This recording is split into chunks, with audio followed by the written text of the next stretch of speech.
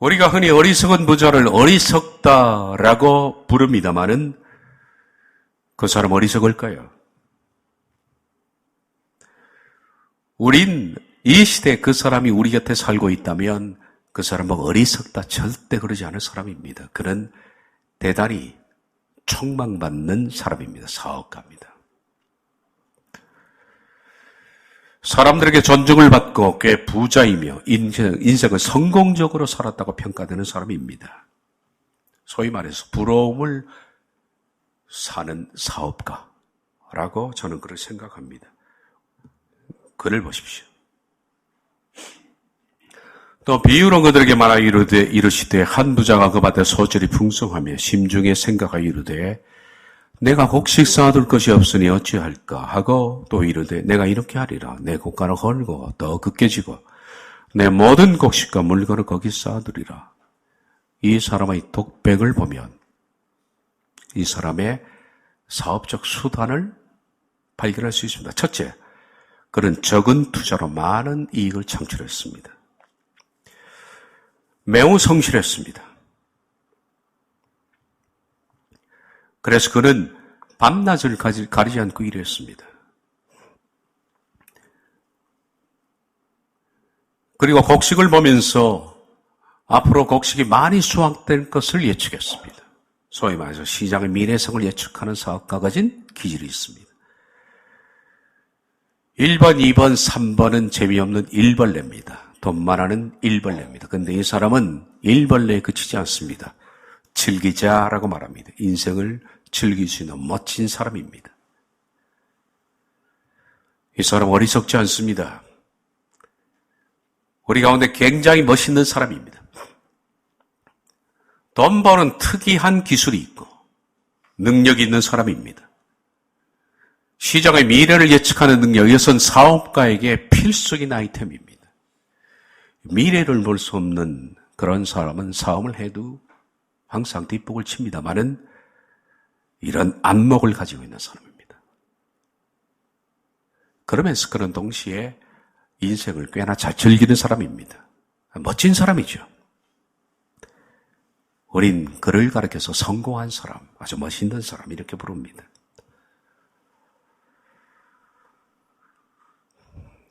여름이 지나고 들판에 나가보니까 이 사람은 가을에 소출이 굉장히 많을 것으로 예상을 했습니다. 이 모든 데이터 속에는 앞으로 다가오는 자연재해 그리고 상황들 이런 것들을 다 종합해서 가을에는 굉장히 소출이 많을 것으로 생각됩니다. 그래서 그는 지금의 창고로는 이 모든 소출을 다 채울 수가 없다라고 생각해서 미리 창고 개조 작업을 시작했습니다. 가을은 왔습니다. 그리고 그의 예상은 정확하게 적중이 됐습니다.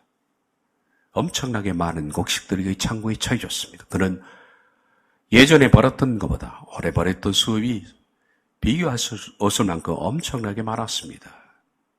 추수를 마치고 그날 밤이 되는 그 시간에 부자는 혼자 독백을 합니다. 19절에 보면 영혼아 여러 해 쓸 물건을 많이 쌓아두었으니 평안히 쉬고 먹고 마시고 즐거워하자. 참 수고했다. 내가 평생 쓰고도 남을 그런 물건을 쌓아두었으니까 이제 좀 더 쉬자. 먹고 마시고 인생을 좀 즐기자. 그렇게 독백을 합니다.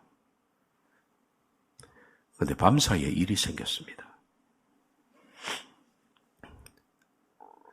이렇게 기분 좋게 침실에 들었던 그는 아침에 시신으로 발견됐습니다. 밤새 무슨 일이 있었을까요? 밤새 어떤 일이 벌어졌을까요? 기분 좋게 취해서 침실에 들어갔던 그가 왜 아침에 이렇게 싸늘한 시체로 발견이 됐을까? 시간을 거꾸로 가봐서 한번 돌이켜보도록 하겠습니다. 그런 기분 좋았습니다. 엄청나게 많은 물질을 쌓아두었으니까 동네 사람들을 불러서 그런 자축 파티를 했습니다. 자축 파티장에서 그는 너무 많이 기분이 좋아서 취해서 그런지 흥껏 흥이 오르고 취한 채로 침실로 들어왔습니다. 자기도 모르게 스스로 이런 독백이 나왔습니다. 참 수고했다. 평생 쓰고도 남을 많은 돈을 벌었으니까 이제 좀 더 인생을 내가 즐겨보자 라고 했습니다. 그렇게 스스로 기분 좋게 취해서 독백하는 그 순간에 그의 귀에 한 음성이 들립니다. 20절입니다. 어리석은 자여, 오늘 밤에 내 영혼을 도로 쳐주리니 그러면 네 준비한 것이 누구의 것이 되겠느냐? 헬라어로 직역하면 이 정신줄 놓은 사람이요, 이 밤에 너의 영혼을 요구한다. 그러면 네가 준비한 것들이 누구에게 가 있을 것이냐?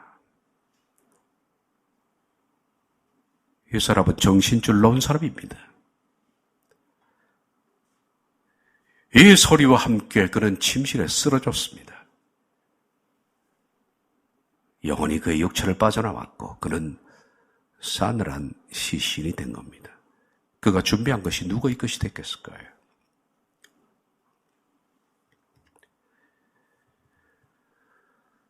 앞으로는 어리석다라고 비유된 이 단어는 정신줄 놓은 이란 뜻입니다. 제가 지금까지 자주 써왔던 용어입니다. 정신줄 놓은, 그리고 아무 생각 없는, 어리석은 이란 뜻도 됩니다. 정확하게 말하면 앞으로는 어리석은 자의 비유가 아니라 정신줄 놓은 놈의 비유입니다. 그는 죽기 전에 이 단어를 들었습니다. 내 영혼아, 이제 많은 걸 쌓아두었으니까 먹고 마시고 즐기자. 스스로 얘기하는 순간에 그 있기 전에 앞으론 이라는 단어가 들려옵니다. 이 정신줄 놓은 놈아, 한 번도 평생 살아가면서 누구에게 자기 자신을 정신줄 놓은 사람이라는 그런 말을 들어본 적이 없는 사람입니다. 그는 똑똑한 사람이고 촉망받는 사업가였고 존경받는 사람입니다. 성공한 사람이었습니다. 아주 치밀한 계획과 과감한 투자, 그리고 미래를 예측하는 통찰력을 가지고 있었던 사업가, 게다가 일벌레만 되는 것이 아니라 인생을 즐길 줄 아는 멋진 사람이었습니다. 그는 그 시대의 사람들의 모델이었습니다. 자타가 공인하는 현명한 사람이었다고 생각하는데, 침실에 들어와서 그가 평생 처음 들었던 영어는 앞으로는 정신줄 놓은 놈아 라는 소리를 일평생 삶에 처음 들은 겁니다. 하나님의 평가와 사람의 평가는 다른 거지요. 그의 인생에 대해서 사람들이 그에게 내린 훌륭한 사업가, 똑똑한 자이라는 평가와 하나님의 평가는 달랐습니다. 극명하게 갈라졌습니다. 그는 자신을 현명하다고 생각했지만은 그는 정신줄 놓은 사람입니다. 어리석은 사람입니다. 이 점을 평생 그는 오해하고 살았습니다. 그런데 이런 오해를 이 사람만 하는 것은 아닙니다. 많은 사람들이 자기가 현명하다고 생각하는데 하나님은 그 사람을 정신줄 놓은 놈이라고 부를 수도 있습니다. 인생을 오해한 거죠.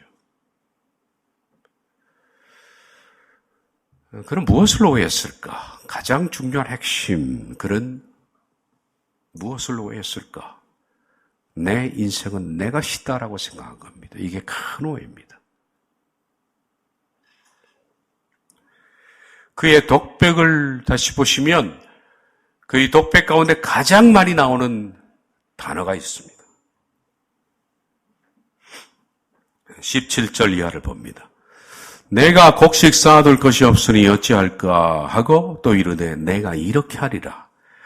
내 곡간을 헐고 더 크게 짓고 내 모든 곡식과 물건을 거기 쌓아두리라. 또 내가 내 영혼에게 이르되 영혼아 여러 해 쓸 물건을 많이 쌓아두었으니 평안히 쉬고 먹고 마시고 즐거워하자. 한글 성경에는 내가라는 에고가 6번이 나옵니다. 그런데 원문에는 8번 나옵니다. 2번은 번역이 안 됐다는 얘기죠. 이 짧은 문장 안에 8번씩 그는 내가 제 인생을 자기 것이라고 생각합니다. 인생을 사는 것도 자기요, 계획하는 것도 자기요, 사는 목적도 자신을 위한 것이며 성공한 것도 자기를 위한 것이고 자기의 능력과 자기의 힘으로 이까지 온 줄 생각한 겁니다. 그는 계속적으로 내 것이라고 말합니다. 내 곡간, 내 곡식, 내 물건, 내 생각, 심지어는 영혼도 내 영혼아 자기 것인 줄 생각합니다. 영혼이 자기 것입니까? 주인이 부르시면 몸에서 영혼은 빠져나옵니다. 그 순간. 그리고 주인에게로 가는 겁니다. 이것을 오해하고 있습니다. 심지어 육체도 우리 것이 아닙니다. 우리가 가진 모든 것도 내 것이 아닙니다. 영혼도 내 것이 아닙니다. 그건 심각한 오해를 한 겁니다. 주인은 따로 있습니다. 하나님이십니다. 이 땅에 나를 보내신 분이 있고 지금 여러분의 피를 돌게 하시고 코에 호흡을 주시고 사람을 만나게 하시고 신앙을 주신